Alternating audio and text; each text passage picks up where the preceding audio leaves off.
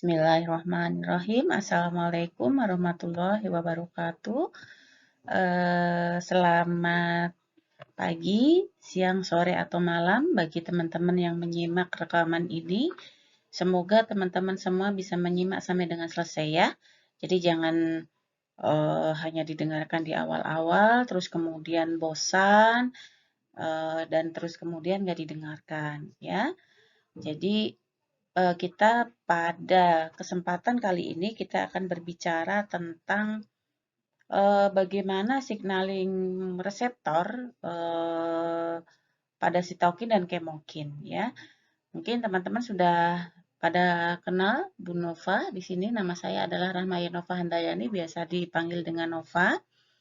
Saya dari program studi keperawatan anestesiologi, program sarjana terapan Fakultas Kesehatan Universitas Harapan Bangsa ya.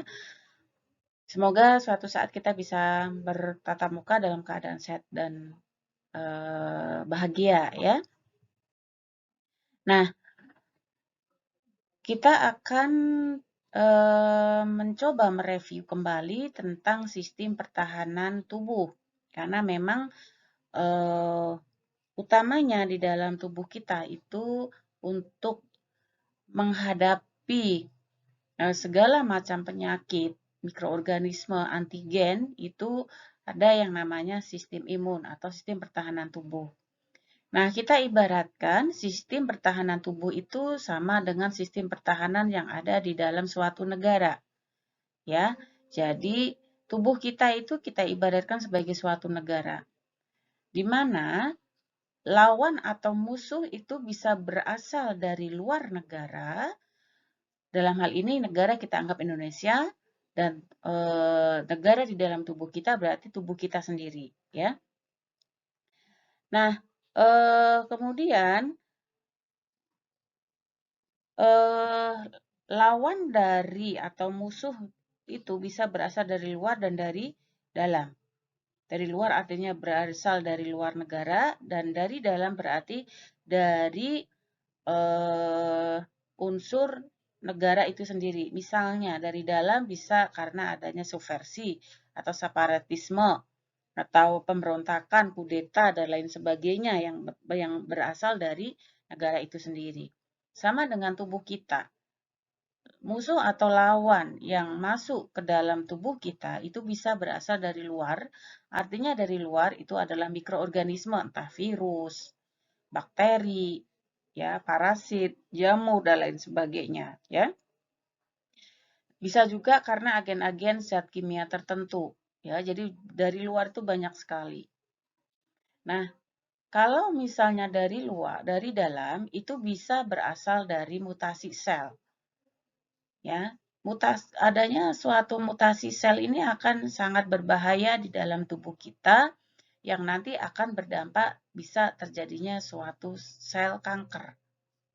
Ya, itu. Jadi intinya teman-teman sudah tahu ya bahwa sistem pertahanan tubuh itu kita ibaratkan sebagai suatu pertahanan negara di mana lawan atau musuh itu bisa dari luar maupun bisa dari dalam. Nah, sistem pertahanan di dalam negara itu membutuhkan salah satunya ada yang namanya suatu sistem komunikasi. Ya, ada yang namanya suatu sistem komunikasi. Nah, sistem komunikasi itu di dalam suatu pertahanan negara itu contohnya radio, telepon, ya, televisi atau satelit ya, di mana semuanya HP dan lain sebagainya itu adalah semua alat-alat komunikasi. Sama dengan sistem pertahanan yang ada di dalam tubuh kita. Di dalam tubuh kita untuk bisa bahwa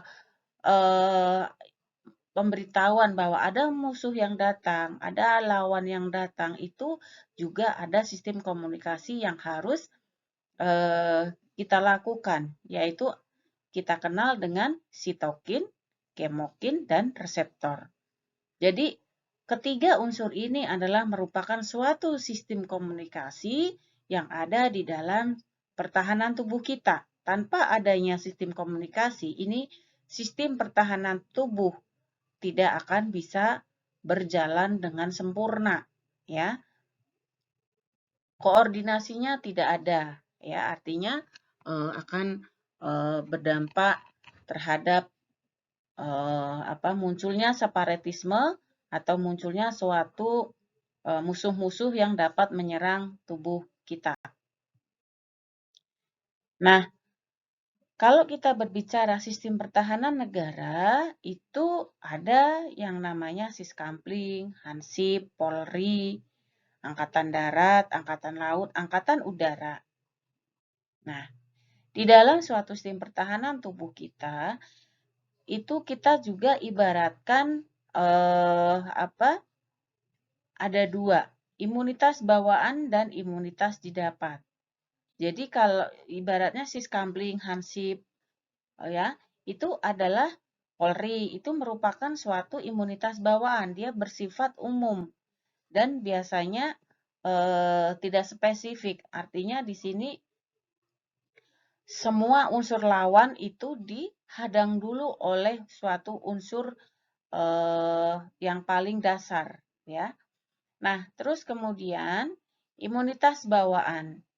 Nah, imunitas bawaan di dalam pertahanan tubuh kita itu ada yang bersifat bawaan, innate, dan ada yang bersifat non-spesifik. Ya, artinya di sini adalah didapat. Mohon maaf, non-spesifik.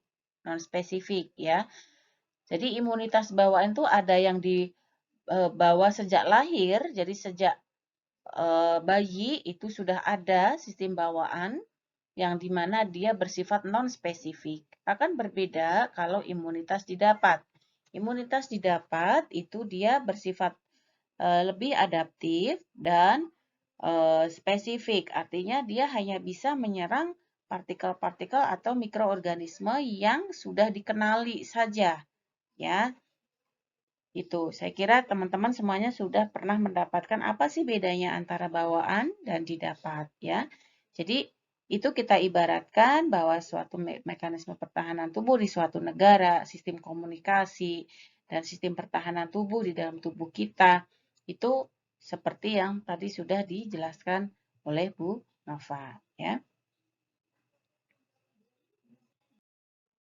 Nah, pertama kita akan mencoba membahas tentang reseptor. Jadi, reseptor itu apa? Reseptor adalah suatu makromolekul seluler yang secara spesifik dan langsung berikatan dengan ligan. Dalam hal ini adalah obat, hormon, neurotransmitter, ya. Ini adalah contoh-contoh ligan yang ditempeli oleh reseptor untuk memicu signaling kimia antar dan dalam sel sehingga menimbulkan suatu efek tertentu. Ibaratnya reseptor itu adalah pengirim sinyal. Dia sebangsa protein, ya, makromolekul seluler yang sangat bersifat spesifik. Jadi antara reseptor penangkap sinyal untuk bahan A, B, C itu dia mempunyai reseptor tersendiri. Misalnya begini, saya bisa melihat, kita semuanya bisa melihat karena ada reseptor di dalam vision atau mata kita, di telinga kita, di kulit kita. Kenapa kulit kita itu bisa meraba, bisa merasakan sentuhan, dan lain sebagainya. Itu karena ada reseptornya. Tentu saja antara reseptor yang ada di kulit kita dengan reseptor yang ada di mata, di telinga, itu semuanya berbeda-beda. Ya, karena dia mempunyai suatu sifat protein yang sangat spesifik. Sama dengan misalnya karena Anda di bidang obat-obatan, jadi obat-obatan yang akan nanti dikonsumsi oleh pasien atau penderita itu pada saat dia akan menimbulkan suatu efek, misalnya penghilang rasa nyeri, obat analgetik misalnya. Untuk dia bisa menghilangkan rasa nyeri, dia obat yang diminum itu harus berikatan dulu dengan reseptor anti nyeri atau reseptor nyeri, ya, atau yang disebut dengan nosireseptor, ya. Akan berbeda kalau misalnya nanti dia obat-obatan untuk antihipertensi misalnya. Nah, dia harus berikatan dengan reseptor yang khusus untuk menurunkan hipertensi, begitu ya. Nah, kalau sudah berikatan antara reseptor dan bahan-bahan itu tadi, obat, hormon, atau neurotransmitter tadi, itu dia akan menghasilkan suatu proses signaling kimia, terjadi suatu proses kimia yang ada di dalam sel sehingga nanti akan memberikan suatu efek tertentu, ya. Kalau misalnya tadi mengonsumsi obat anti nyeri, ya dengan mengkonsumsi obat anti nyeri tadi nyerinya akan bisa mereda, gitu. Nah, apa sih fungsi reseptor itu? Jadi fungsi reseptor di sini adalah untuk mengenal dan mengikat suatu ligan atau obat dengan spesifitas yang sangat tinggi, ya. Jadi fungsi reseptor itu dia mempunyai suatu kemampuan untuk mengenal dan mengikat suatu zat atau ligan tadi itu besar banget dia kemampuan untuk mengenalnya. Nah, makanya beberapa efek obat ya itu dia akan berefek atau tidak salah satunya dipengaruhi oleh bagaimana fungsi reseptornya. Apakah fungsi reseptornya itu sudah berjalan dengan baik atau tidak? Bisa saja misalnya dia misalnya minum susu Anglin. Tahu ya teman-teman, saya mohon maaf menyebutkan merek misalnya. Minum susu yang banyak mengandung kalsium dengan harapan nanti osteoporosis tidak terjadi atau kalsium terjadi peningkatan kalsium dan lain sebagainya. Kemudian ini dilakukan pada orang yang lansia, usia 50 tahun ke atas. Minum produk susu untuk supaya tidak terjadi osteoporosis. Kita tahu bahwa reseptor semakin usianya bertambah, fungsi reseptor ini dia kemampuannya sudah menurun. Akan berbeda dengan kemampuannya pada reseptor yang usianya masih muda. Ya, sehingga kemampuan daya serap atau daya absorpsi obat itu juga akan berbeda, gitu ya. Itu fungsi reseptor yang pertama, kemampuan dalam mengenal dan mengikat suatu ligan atau obat-obatan dengan spesifitas yang tinggi. Yang kedua, fungsi yang kedua adalah meneruskan signal ke dalam sel. Jadi reseptor ini dia ada dua, reseptor yang berada di permukaan sel dan reseptor yang berada di dalam sel. Ya, itu nanti setelah dia mengenal atau mengikat ligan tadi itu akan diteruskan ke dalam sel.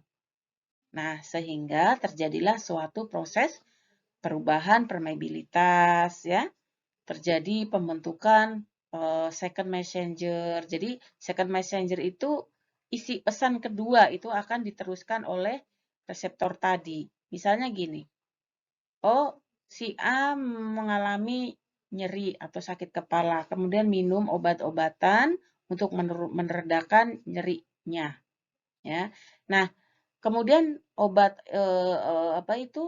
ligan obat tadi itu nanti akan ditangkap oleh reseptor ya. Reseptor itu nanti akan diteruskan ke dalam sel ya.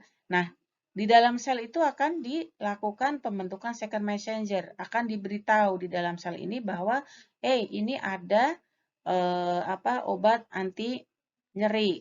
Ini untuk tugasnya karena di dalam sel ini dia mengalami nyeri sehingga silakan untuk diturunkan. Nah, itu dia penerus pesan, itu second messenger. Nah, setelah ada signaling ke dalam sel ini, dia akan mempengaruhi transkripsi gen. Ya, akan mempengaruhi proses metabolisme yang ada di dalam sel tersebut, ya. Nah, kalau kita ketahui beberapa jenis reseptor itu ada 3, ya. Tambahan 1 yang disebut dengan reseptor nuklear. Yang pertama adalah reseptor yang terhubung dengan kanal ion. Yang kedua, reseptor terhubung dengan enzim. Reseptor terkopling atau terhubung dengan protein G dan reseptor nuklear. Ya. Jenis-jenis reseptor ini akan berbeda-beda. Kalau reseptor dia terhubung khusus dengan kanal ion, ya dia hanya akan melalui pintunya kanal ion. Dia tidak akan ke pintunya enzim, dia tidak akan ke pintunya protein G. No. Ya, dia sudah mempunyai jenisnya masing-masing, ya. Terus kemudian masing-masing ini nanti akan mengakibatkan perubahan efek di seluler. Kalau reseptor nuklear ini dia akan bekerja di dalam inti sel. Nah, tentu saja di inti sel ini berarti ada suatu proses transkripsi, ya, translasi, di mana sebelum terjadi suatu protein ini akan ada mRNA dulu, ya, kemudian diubah menjadi protein sehingga akan berefek protein tersebut ke sel, gitu, ya. Jadi jenis-jenis reseptor ada kanal ion, enzim, protein G, dan nuklear. Berikutnya kita akan belajar tentang apa itu sitokin. Kalau tadi kita bicara tentang reseptor, apa itu reseptor, teman-teman sudah paham semuanya. Sekarang kita akan belajar tentang sitokin. Silakan bisa teman-teman membuat suatu contoh catatan ya apa yang sudah saya jelaskan. Apa itu sitokin? Sitokin itu suatu protein yang dikeluarkan oleh sel dan berfungsi pada sel tersebut atau sel yang lain. Jadi sitokin itu sebangsa protein yang dikeluarkan oleh sel, ya, sel-sel tertentu, dia bisa berfungsi untuk sel itu sendiri dan bisa untuk berfungsi untuk sel yang lain. Nah, fungsi sitokin ini dia akan mengaktifasi sel imun untuk mengeliminasi atau mengurangi mikroba, ya. Kemudian bisa mengatur terjadinya hematopoiesis, ya, pembentukan sel darah merah atau sel darah. Kemudian bisa juga membantu terjadinya suatu peradangan atau inflamasi. Ya. Jadi sitokin ini ada yang bersifat proinflamasi dan ada yang bersifat antiinflamasi. Ya, gitu. Nah, ini contohnya adalah sitokin yang diproduksi di dalam suatu sel. Jadi misalnya ada suatu stimulus, apapun itu stimulus, stimulus ini akan mempengaruhi sel. Nah, kemudian karena ada stimulus ini, sel ini akan memproduksi suatu sitokin. Nah, sitokin ini nanti akan keluar, ingat ya, pokoknya sitokin itu apapun yang akan masuk ke dalam suatu sel itu harus diterima dulu oleh reseptor. Jadi sitokin juga sama. Sitokin ini dia akan masuk ke dalam sel target. Sel target itu di sini ada reseptor, nanti ditangkap dulu oleh reseptor. Nah, kemudian ada sinyal pesan yang harus disampaikan atau second messenger tadi ke sel target. Ya, sehingga muncullah suatu efek tertentu. Nah, kemudian sifat umum sitokin. Yang pertama, sekresi sitokin itu pada umumnya terjadi singkat dan membatasi diri. Ya, jadi sitokin itu biasanya dia disekresikan itu tidak membutuhkan waktu yang lama. Jadi ada suatu batasan tertentu. Yang kedua, aktivasi dari sitokin ini seringkali terjadi pleutropik dan redundan. Nah, nanti kita akan bahas nih apa itu pleutropik dan redundan. Jadi biasanya jenis sitokinnya itu jenis sitokin yang kedua ini. Kan ada 4 ya. Nanti akan ada 4 jenis sitokin. Nah, ini kebanyakannya yang 2 ini. Kemudian aktivasi dari sitokin ini juga dapat bersifat lokal maupun sistemik. Ya, dapat bersifat lokal maupun sistemik. Jadi bisa untuk lokal di daerah itu saja atau bisa bersifat sistemik untuk ke seluruh tubuh. Ini efeknya tergantung ya. Kalau efeknya bersifat sistemik, pada saat sitokin itu disekresi, maka seluruh tubuh itu akan berdampak. Kalau lokal berarti yang akan berdampak atau berefek hanya pada daerah tertentu saja, ya. Kemudian sinyal eksternal dari sitokin itu adanya sinyal eksternal itu akan mengatur ekspresi dari reseptor sitokin. Kemudian sitokin sering mempengaruhi sintesis dan aktivitas sitokin lainnya, ya. Jadi ada pengaruh dari sitokin untuk sel yang lain. Ya, jadi selain mempengaruhi selnya, dia juga akan mempengaruhi sel yang lain. Nah, sitokin itu dia merupakan suatu mediator ya pada respon imun yang sehingga mampu berinteraksi dengan reseptor di permukaan sel. Makanya tadi saya sampaikan bahwa reseptor itu bisa di permukaan sel, bisa di dalam sel ya.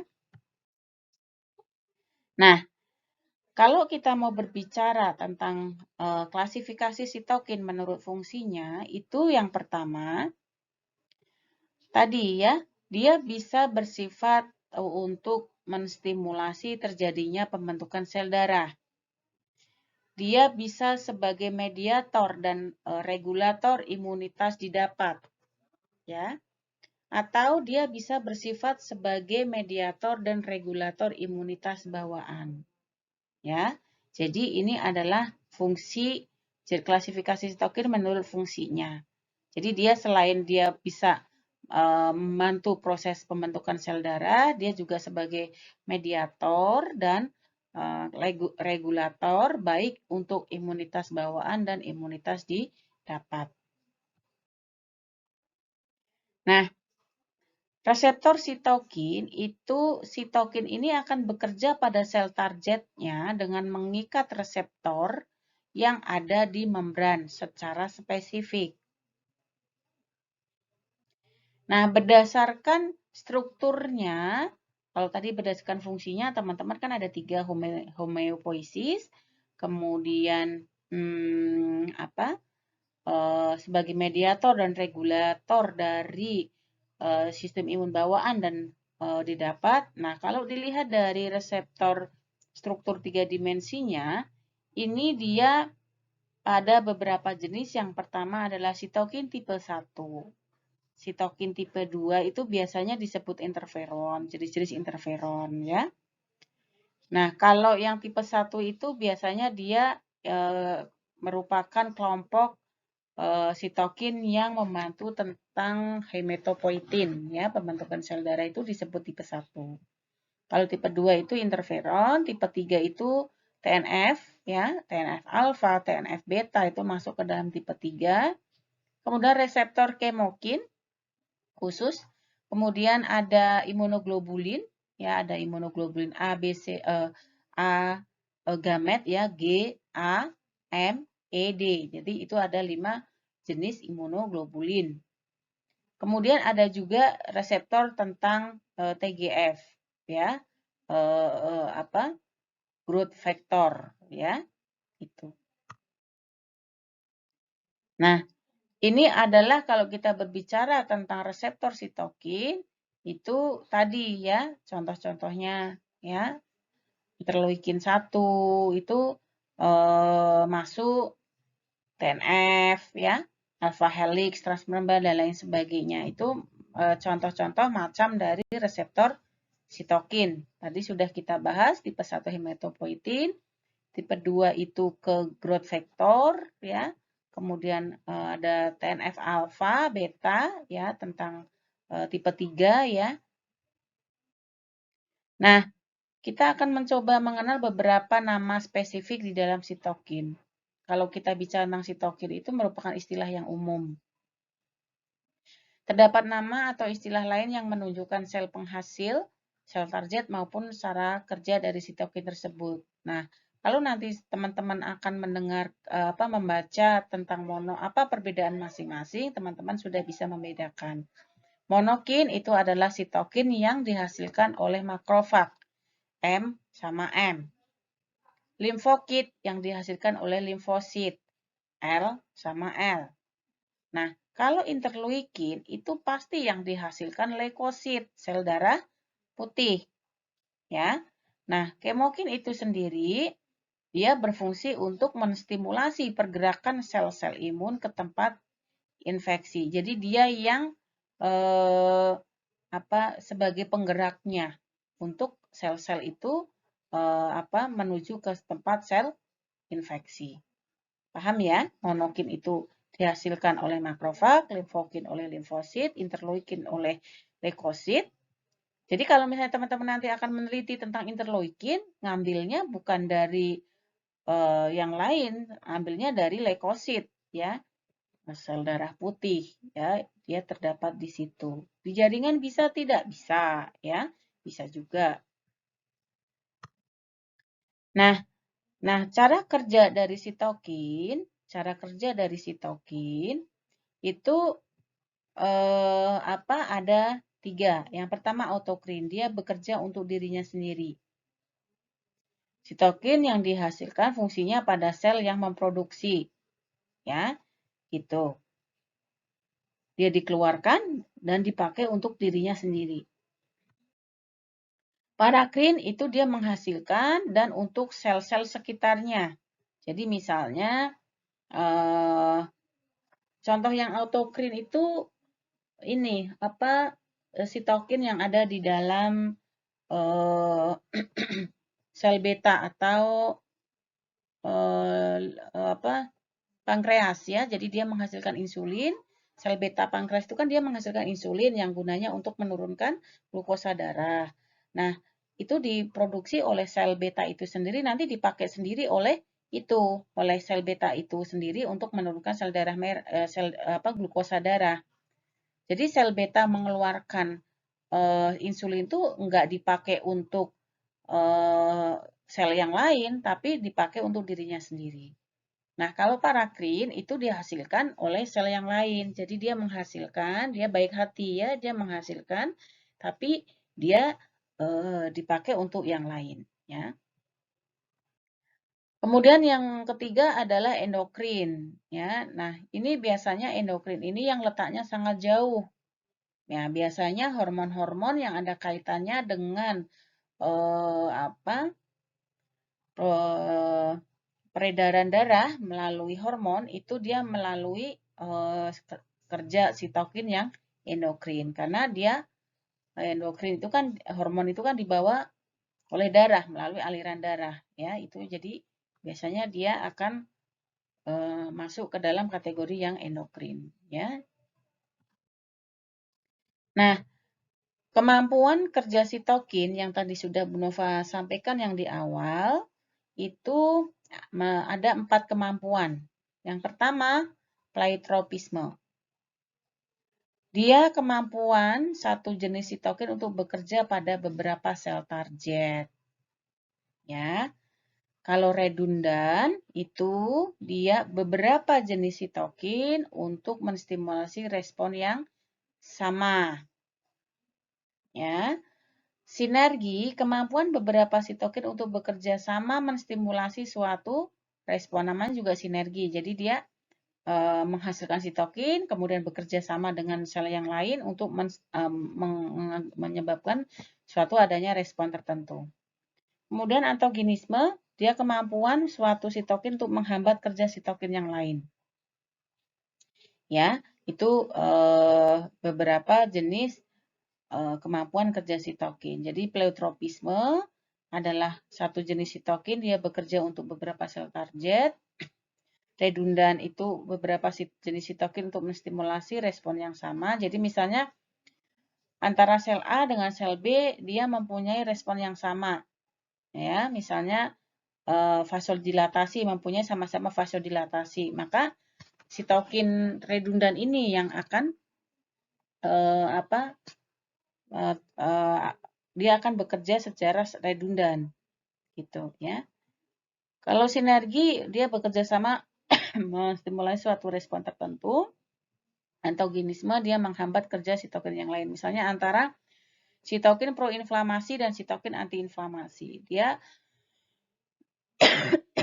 akan bekerja berlawanan ya. Jadi kalau ada infeksi masuk, sitokin proinflamasi naik, nanti akan dihambat oleh sitokin antiinflamasi begitu ya.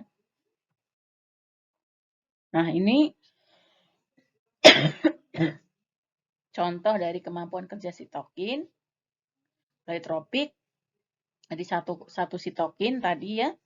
Satu sitokin dia untuk beberapa sel target ya.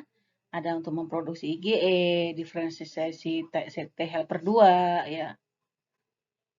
Kemudian yang redundan, ini dia beberapa sitokin untuk untuk kerja yang sama. Ya, misalnya ini ada interleukin 2, sitokin interleukin 4, sitokin interleukin 5 ya. Dia oleh sel B akan melakukan proliferasi. Kan dia fungsinya responnya sama ini. Kalau ini kan beda-beda ya. Ini satu tapi ininya beda. Kalau ini banyak tapi ininya satu. Kemudian sinergi, misalnya antara interferon gamma dengan TNF alfa, dia akan bekerja sama untuk meningkatkan ekspresi MHC kelas 1 ya pada beberapa sel tipe. Misalnya ya, tipe sel. Kemudian antagonis, misalnya ini antara interferon gamma dengan interleukin 10 ya. Yang satu dia akan mengaktifasi makrofag, yang satu dia akan menghambat makrofag. Atau contohnya yang tadi sudah Bu Nova sampaikan, bisa dengan sitokin antiinflamasi dan sitokin proinflamasi yang kerjanya berlawanan. Karakteristik dari sitokin, sifat-sifat dari sitokin, yang pertama adalah diproduksi setelah adanya aktivasi sel penghasil. Jadi ini harus ada stimulus dulu. Ya, sitokin akan dihasilkan setelah sel penghasil mengalami aktivasi karena infeksi atau sinyal lain. Sitokin tidak disimpan dalam waktu yang lama. Jadi, misalnya nih, ini ada musuh datang. Ini musuh ya, ini musuh, ini sitokin. Kemudian dia akan mengenali mikroorganisme tadi. Dia akan memanggil sel T yang lain, ya. Dia akan memanggil sel T, "Hei, sel T, saya telah melihat dan menemukan adanya mikroorganisme." Nah, terus kemudian saya tidak bisa bekerja sendiri. Jadi saya butuh kamu misalnya, ya. Nah, terus kemudian dia sepakat untuk melawan mikroorganisme itu. Nah, kemudian setelah sepakat dengan sel T, ya, dia akan mengaktifkan sel B. Nah, baru sel B ini nanti dia akan terbentuk antibodi untuk melawan mikroorganisme tadi. Jadi dia harus ada stimulasi dulu, ya, diaktifkan dulu stimulasinya. Nah, setelah diproduksi sitokin ini akan diterima oleh sel target melalui ikatan dengan reseptor di permukaan sel. Tadi ya, yang sudah Bu Nova sampaikan, begitu sitokin diproduksi, maka akan berikatan dengan reseptor, ya, akan berikatan dengan reseptor, kemudian nanti akan diteruskan melalui membentuk suatu second messenger sehingga akan menghasilkan suatu efek tertentu. Karakteristik yang ketiga, terdapat sinyal eksternal yang mengatur ekspresi reseptor sitokin. Antigen dapat menstimulasi ekspresi reseptor sitokin sehingga akan banyak sitokin yang berikatan dengan reseptornya. Ya, jadi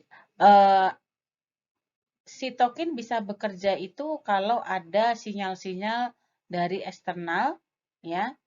Jadi sinyal-sinyal eksternal dari luar itu bisa akan mengakibatkan sitokin dengan reseptor itu akan berikatan. Ya sinyalnya apa ya? Sinyalnya misalnya kalau ada infeksi, misalnya seperti itu, ya.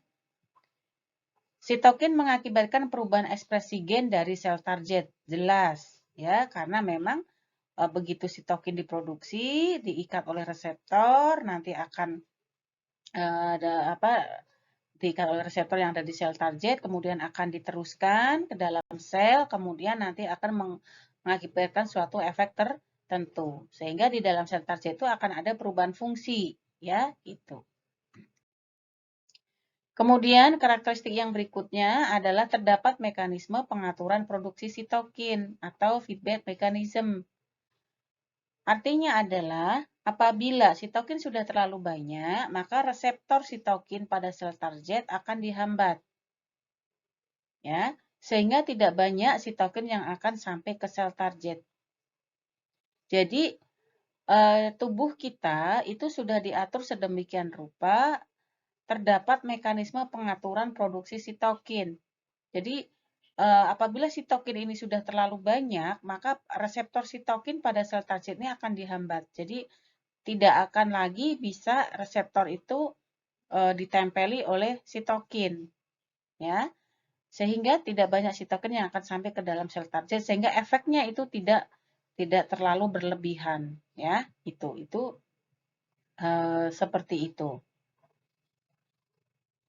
Nah, ini tadi sudah ya, penggolongan sitokin sudah kita sampaikan di depan. Berdasarkan fungsinya kan ada 3 ya, hematopoiesis, kemudian non-spesifik, dan mengatur yang spesifik.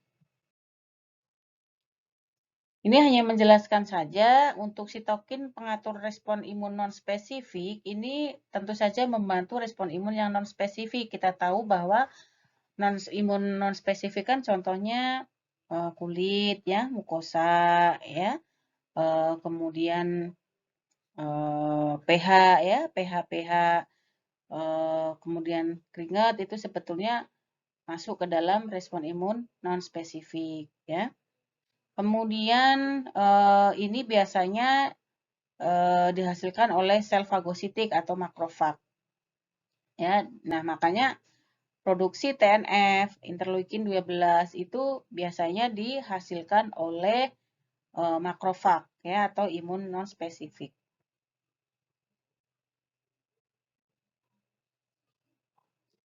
Nah, pada saat sitokin TNF itu diproduksi, ya, ini kan diproduksi oleh makrofag nih, ya.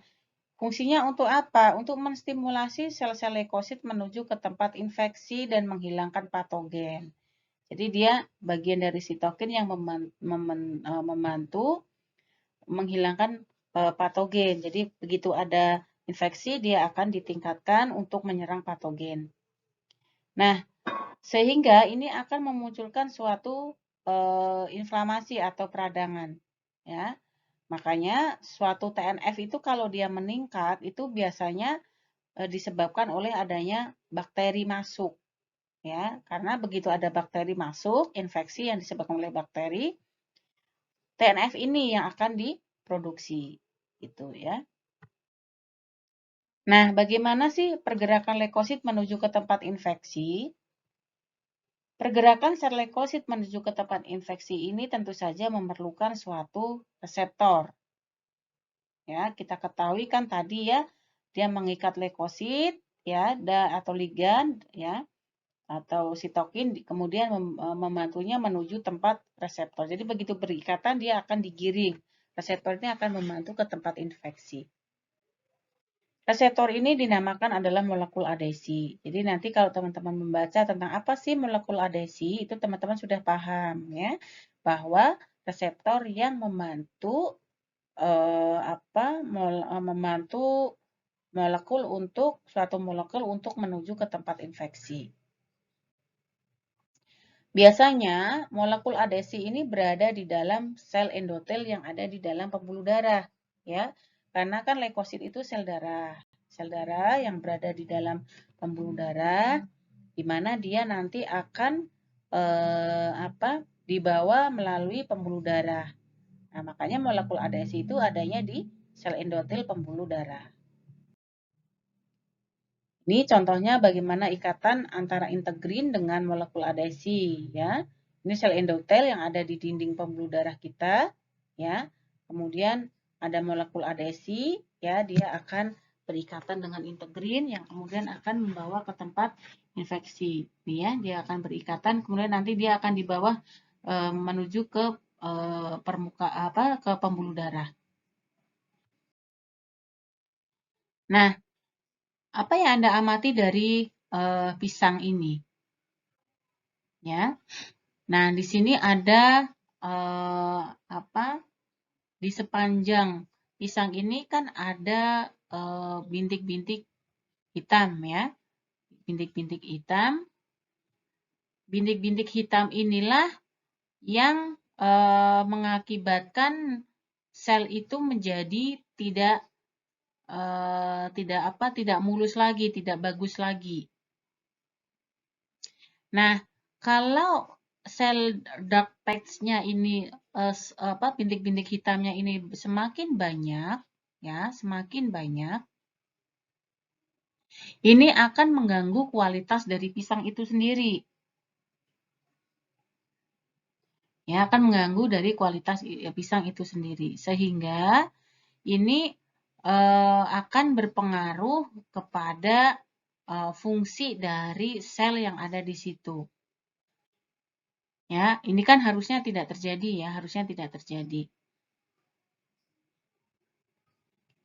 Inilah contoh kalau misalnya tubuh kita terinfeksi ya, akan ada dark spot ini mengakibatkan terganggunya fungsi yang ada di dalam sel tubuh kita. Nah, interleukin 12 ini kan tadi masuk ke dalam sel imun bawaan ya. Contoh ini dia diproduksi oleh sel makrofag dan dendritik yang dia bisa mengenali antigen atau benda asing. Interleukin 12 ini ya dia akan beberapa fungsinya dia akan bersama interferon gamma ya untuk membantu diferensiasi sel T helper menjadi sel T helper 1. Saya kira untuk banyak sekali ya jenis-jenis interleukin, jadi nggak bisa Bu Nova sebutkan satu persatu. Jadi sitokin itu banyak banget, ribuan ya. Jadi nggak bisa disebutkan satu persatu. Ini hanya contoh-contoh saja. Ya, ini setiap interleukin atau setiap sitokin itu dia mempunyai cara kerja sendiri-sendiri ya. Nah, berikutnya adalah sitokin pengatur respon imun yang spesifik. Respon imun spesifik ini diproduksi sel T. Kalau yang tadi sitokin yang dihasilkan oleh imun non spesifik itu diproduksi oleh makrofag. Tapi kalau yang imun spesifik itu dia dihasilkannya oleh sel limfosit T. Ya, jadi dia akan bekerja khusus untuk imun spesifik. Kemudian contoh sitokin dalam golongan imun spesifik ini contohnya adalah interferon, gamma, dan interleukin 2. Banyak lagi ya, contohnya masih banyak ya. Ini interleukin 2 ya, dia oleh sel limfosit T ya membantu untuk diferensiasi limfosit T ya untuk memperbanyak sel NK ya. Nah, ini contoh animasinya. Ini diproduksi oleh tadi ya sel T itu dia akan mensekresi interleukin 2, kemudian dia akan berproliferasi ya. Dia akan memfotokopi atau menggandakan dirinya ya gitu supaya dia menjadi mengkloningkan dirinya ya itu. Ini juga sama ya, setiap interleukin itu berbeda-beda, nggak usah dihafalkan interleukin ini dia bekerjanya begini, nggak perlu ya. Ini hanya untuk contoh saja. Jadi Bu Nova hanya ingin menekankan bahwa setiap sitokin itu dia mempunyai fungsi kerja berbeda-beda. Sel targetnya juga berbeda-beda ya. Ini juga sama, interferon gamma juga mempunyai cara kerja tersendiri ya. Juga sama ya, berbeda. Nah, kemudian yang terakhir adalah sitokin penstimulasi sel darah. Ya, jadi dia fungsinya dia untuk pembentukan sel-sel dari respon imun. Kemudian dia bisa menstimulasi sel-sel progenitor untuk membentuk bermacam-macam sel respon imun. Jadi kalau sel hematopoiesis ini memang khusus ya, biasanya dia ke golongannya adalah golongan interleukin yang khusus ya, jadi GMSCF ya, GSF ya. Dia dari granulosit makrofag koloni stimulator vektor. Nah, ini contohnya ya. Jadi misalnya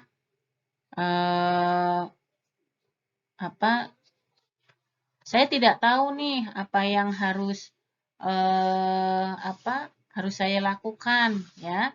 Nah, di sini akan membentuk suatu limfosit B ya. Itu. Jadi sudah ada hubungannya dengan limfosit B. Ini juga sama, cara kerja sitokin penstimulasi hematopoiesisnya juga akan berbeda. Karena penstimulasi hematopoiesis, jadi dia hanya khusus akan bekerja pada pembentukan sel darah. Ya, sel darah merah, platelet, sel darah putih di sini basofil, eosinofil, neutrofil, dan lain sebagainya. Itu ya. Kemudian kita simpulkan ya bahwa kimokin itu adalah merupakan ini yang menggerakkan ya, jadi dia sebagai penggerak menuju ke arah infeksi. Kemoktaktik sitokin dia mempunyai massa polipeptidanya 8-12 kilodalton. Banyak banget ya, jenis kemokinnya teridentifikasi ada 50 ya. Nah, dia memiliki peran tadi kemoaktratan ya, dia sebagai pengatur lalu lintasnya ya. Dia rekrut sel yang berperan dalam imunitas ke tempat terinfeksi, jadi dia yang menggiringkan, mengarahkan dari sel target menuju ke tempat infeksi. Dia yang mengatur lalu lintas limfosit ya, yang ada di jaringan perifer limfoid. Kemudian kalau kita mau berbicara sitokin itu terhadap suatu penyakit, memang sitokin ini akan membawa dampak terhadap suatu penyakit tertentu dan berbeda-beda. Misalnya interleukin 4, dia juga akan membawa dampak ke penyakit asma. Interleukin 13, interleukin 5, dan lain sebagainya. Semuanya itu mempunyai peran masing-masing. Nah, sitokin memainkan peranan yang penting dalam pengaturan. Ya, jika sitokin atau reseptornya diekspresikan pada tingkat yang rendah, penyakit ini dapat dihasilkan beberapa penyakit yang melibatkan sitokin. Contohnya adalah banyak kanker, penyakit autoimun, asma, ya, kemudian alergi, ya, kemudian artritis dan lain sebagainya, banyak banget, ya, gitu. Sitokin dalam pengobatan, ya, ini contohnya. Jadi kalau misalnya karena kan semua jenis penyakit yang disebabkan oleh imun itu ya diobatinya dengan terapi imun. Ya, contohnya rheumatoid arthritis. Misalnya diberikan obat Enbrel misalnya. Nah, Enbrel ini dia mempunyai suatu sifat yang menghasilkan reseptor chimerik pada TNF-alfa dan lain sebagainya. Nanti ada suatu proses yang bisa mengakibatkan menurunkan peradangan pada sendi. Kemudian pada hepatitis B ya, sarkoma, hepatitis C, misalnya diberikan obat Roveron. Nah, Roveron ron ini biasanya dia bersifat dia mempunyai anti sitokin interferon, ya dia antiinflamasi, ya gitu. Nah, intinya adalah yang bisa kita simpulkan perbedaan sitokin dan kemokin. Sitokin dan kemokin itu adalah dua agen modulasi imun yang terlibat dalam mediasi dan modulasi tangkapan terhadap suatu sistem kekebalan. Ya, kalau sitokin itu adalah dia dihasilkan oleh suatu sel, ya, entah itu sel emas, ya, fibroblast, sel granulosit dihasilkan oleh makrofag atau sel endotel, ya, atau limfosit atau leukosit, ya. Kemudian nanti dia akan berikatan dengan reseptor yang ada di sel target, kemudian akan terjadi sinyal, kemudian akan diteruskan menimbulkan suatu efek. Tapi kalau kemokin itu dia nanti yang akan membawa ke tempat infeksi. Jadi dia digiring ya melalui sel pembuluh darah tadi dia akan digiring ke tempat infeksi. Nah, secara garis besar kalau kita lihat hubungannya secara hubungan perbedaan sitokin dan kemokin. Sitokin adalah agen modulasi imun yang terbuat dari protein. Kalau kemokin adalah keluarga supersitokin yang memediasi kemostasis. Dia yang berpindah, yang memindahkan. Ya. So, dari fungsi, sitokin terlibat dalam kekebalan seluler dan antibodi. Kemokin itu dia membimbing sel dalam sel kekebalan ke tempat infeksi. Tahu ya? Nah, jenisnya juga berbeda. Pokoknya kalau diawali dengan C, apapun jenis C, C4, C3, CXE, itu semuanya pasti kemokin. Ya. Tapi kalau sitokin itu biasanya interleukin, TNF, interferon, TGF, dan lain sebagainya. Ya. Itu mungkin yang bisa Bu Nova sampaikan pada kesempatan hari ini. Silakan bisa teman-teman ulangi kembali kalau ada yang belum paham, atau bisa lewat WA Bu Nova juga bisa, silahkan, monggo, Bu Nova sangat terbuka untuk membuka sesi tanya jawab. Ya. Terus kemudian teman-teman bisa mengambil kesimpulan atau mencatat di catatan kecil ya, untuk bisa teman-teman pelajari. Itu dari saya akhiri. Terima kasih. Wassalamualaikum warahmatullahi wabarakatuh.